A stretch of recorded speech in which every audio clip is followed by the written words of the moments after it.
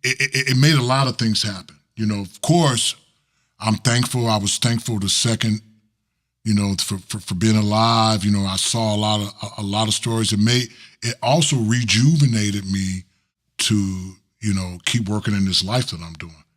Like it goes back to that original question, what's made it?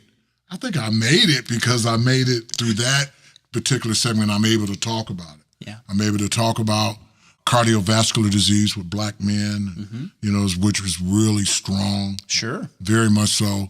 I just had one of my best friends, Kofi Burbridge, went through the exact same thing 16 years later. Wow. And so, you know, it made me stronger. You know, I know everyone will say that, but it made me stronger. It made me do some other things. I mean, I wrote a bunch of music since then. So, yeah. I did a couple of ministry, a couple of little things for Piedmont Hospital. Right. I did a yoga movie. Oh, wow. Oh, man. Yeah, I'm not very good, but they said, well, you know, it was awesome. So, you know, if anyone ever asks me questions about it, I'm always open to, you know, to talk about it. Is there something that you learned about yourself through that whole period of recovery and getting back to the healthy version of yourself? Is there something you learned about Yonrico that propels you or surprised you? A couple of things kind of refuel the fire. You know, not that the fire had died, but, you know, you get real comfortable.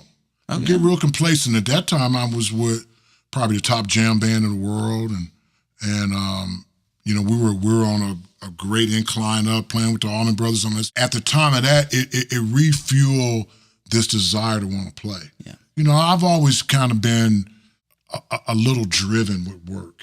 Being from Detroit, you know, I had to, you know, I had a lot of discipline from playing football. Sure. And, you know, my mom was kind of somewhat of a workaholic, so I kind of got a lot from her, and my dad was too. So it just reissued that I need to work hard, and the responsibility as I grow. Now it's been 16 years with this stuff that when I go on the road, you don't forget that. Right. You got to kind of, but now what I've learned though in the last few years is, you know, you don't forget it, but you don't have to be mean about it. Sure. Just because everybody else wants to drink and party and eat burgers all day and, you know, do bad, you know, that's all right. Yeah. They can do that. I just got to kind of be, you know.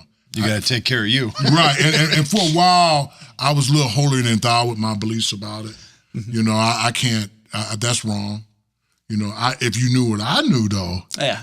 Well, especially consider a different perspective. well, consider what you went through. It's only natural to shift that far to the edge. Right. To go from one side of it to the complete other side of it in that process. And you eventually kind of settle into the middle. Settle in the middle. And you know, I could cheat a little bit, but, you know, we have a congregation of musicians. I want to call it the Over 50 Club. Yep. I'm almost there. Right. I'm almost there. See? And, you know, Bruce was the charter member. Right. Yeah. And then Scott Glazer, Neil Starkey. You know, I mean, it's a list, not a long list, though. The guys who actually functioned. Bruce was one of the strongest functioner. We would talk all the time about just, you know, keeping in tune to your health. Yeah. Because when that stops, everything stops. So you got to kind of, it means you got to go to the gym 2 or 4 times a week. Do it. Yeah. You know, I mean, I'm lucky to get this second chance, you know. And believe me, I think about it every day. Yeah. I can okay, I can have one muffin. It's Tuesday. I can have a hamburger. Right. One muffin.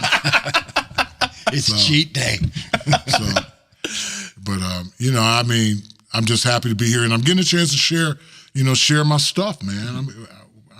I'm a lucky guy. Sometimes I wish I made more money, but I like working, man. So I don't know. You know, and you still love what you're doing. That's still the beautiful thing.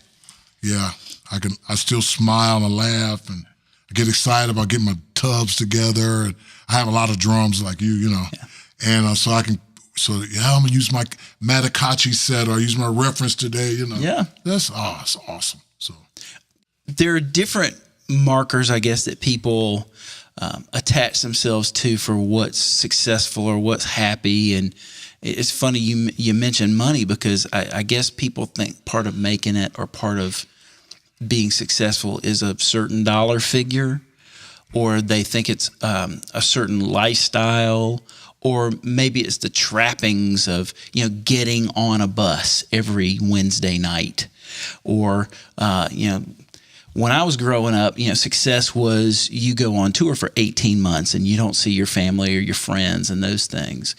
What are some things for you at this point in your life that really help you to stay the course and stay focused on what you think is success? Are there things that help you with your own personal commitment to your own vision? I become a cocktail of a player now, cocktail meaning a bunch of different things, Sure. I got my paint thing, and I got my the solo drum thing, and then I love being a side man. I think at this point in my life, I've been on the bus for a long time, mm-hmm. but that's not as important as you would think to me. Yeah. As I move forward to what I think is a comfortable moving existence is, just being happy musically, mm-hmm. making enough money. Ain't got to be a whole lot of money, just enough to be successful. Yeah. And according to whatever the scales are today, because I've learned that like we were random. Is it right? It changes. Yeah. It changes. A lot of times you do stuff for nothing. But you know that later it's going to profit you, mm-hmm. or you don't do it for that. You do it because you can pass this message to someone. Right. So me, as I move forward, I think the quality of work is important. I don't have to work 10 days a week anymore. Right. I'm good with 3 or 4, 5, mm-hmm. maybe, whatever works out, whatever feels right. I'm getting a chance to play some good stuff, man. That's important, and I don't get it. And lately I don't get a chance as much as I would like to. Right.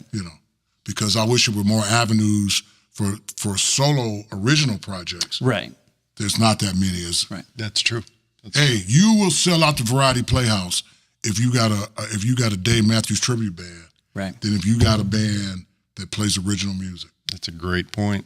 That definitely is a hump in the industry that I think we're going to get past it. I think we're in this weird middle area right now where people's attention span keeps them from appreciating something that isn't familiar initially. But it's people like you, guys, like you, who have some vision for what's possible, right, that are going to keep creating things that down the road, when folks are tired of hearing the same stuff all the time. Right. I've heard that song. Yeah, somebody else is playing it, but I want to hear something fresh and new and different. It's the creators that eventually get their day. Right. I will hope so. Sometimes, sometimes you're scratching your head. Y'all got me going like, whoa. Right, because I'm doing a thing that's like off the chain right now. Okay. It's with Corey Glover, Kevin Scott, Dave Yoke, Roosevelt Collier. Oh, wow.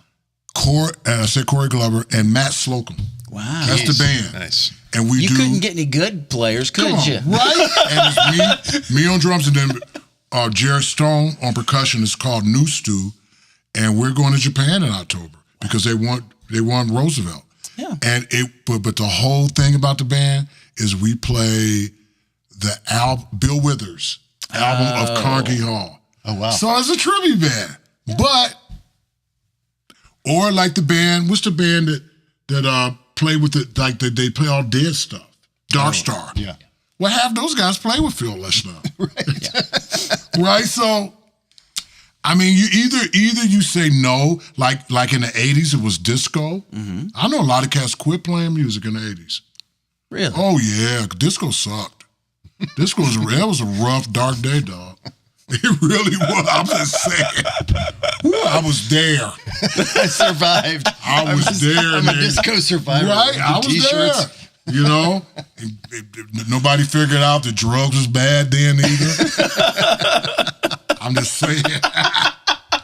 You know, like when we get out of age, people are like, okay, woo. They change the music, right? So hopefully we go through that, and you know, we find some, especially in America, because we're the superpower. Yeah, right. That's a good point. We're the superpower, and you know, we don't realize it. I realize it because I travel abroad all the time. Sure, we're kings there. Right. You go to Europe, oh my God, you know, if they want to play like us, and they will pay to go see you play. Mm-hmm. But here, with the problem like the Royal Southern Brotherhood, we did really well in Europe and we sucked in America. Yeah. It's like the Kings of Leon. You know, the Kings of Leon were discovered in Germany. Really? Yes. Did not and know so that. was ZZ Top. Wow. Yes, on Rock Blast. I did the same show. And it's a show in Germany. ZZ Top went off the roof. And then America caught on. That was back then. Now, whoo. We're not buying records. Spotify. Right. I'm just saying. It's just, you know, I still believe that what we do for a living is the bomb.com, but it's hard to sometimes recommend, like we go back to our email, like it's hard to recommend doing this for a living. Right. You just got to figure out some kind of mix that's going to work like you have. Sure. Like you have. I might be moving to another city. Just to lay it back a little bit. I love you, Atlanta, but you know. Hey, we would be remiss if we don't show Brother Yonrico's record, Life of a Dreamer, on vinyl. Okay, can I do it? Yeah, do it. Go, baby. You got it? Can you see it? Okay. Yeah. Right. The only reason I took it from Shannon, because I love him holding it, but I want to show you the middle. Oh. Because the middle... You're going to educate the kids, aren't you? Right. This is old school, y'all. For the kids at home, this is a vinyl record. This is a vinyl record, and this is also a premiere and a debut of my new artwork. Oh, nice. And these are pieces that I painted just for Life of a Dreamer. Yeah. And as we're talking about that, can I mention about something I got coming up? Sure, absolutely. Okay, in October of this year, my birthday month, I will be actually 62 then, I'm doing an art show, an art gallery for a whole month in a nice gallery near the zoo in downtown Atlanta. We'll put some links up for that. Yes, I'm gonna have to give you the proper name of the gallery. Yep. And so Life of a Dreamer. So I tell you what, we just put up an email list for people that are listening and watching the show. Can we give this away to one lucky person who signs up for the email list this week? Yes, I would love it. Cool. So by the time this episode airs, you'll be able to go to dialadrummer.net, and there will be a little box there. It's beautiful. You just put in your email address. It's that dude right there. You put in your email address and you join our list, and one lucky joiner of the email list this week is going to get a vinyl copy of Yonrico Scott, Life of a Dreamer. And I'm going to hand you a Sharpie before you leave today so you can sign that thing. So, guys, you're talking about opportunity. There's opportunity not only for great music, but great music that has great art inside it, and it is signed by the artist. And if you don't already have a turntable, this would be the reason to go get a turntable right here. Go get a turntable for that one thing. Go now. And you'll get bit by the vinyl bug, and you'll you'll be hitting every record store. Then you'll start doing your homework. Right. Hear how it went down the old days. Well, let's kind of finish this thing out, because we're always thinking about the people coming behind us. Right. No matter what age you are, you should do that. I do.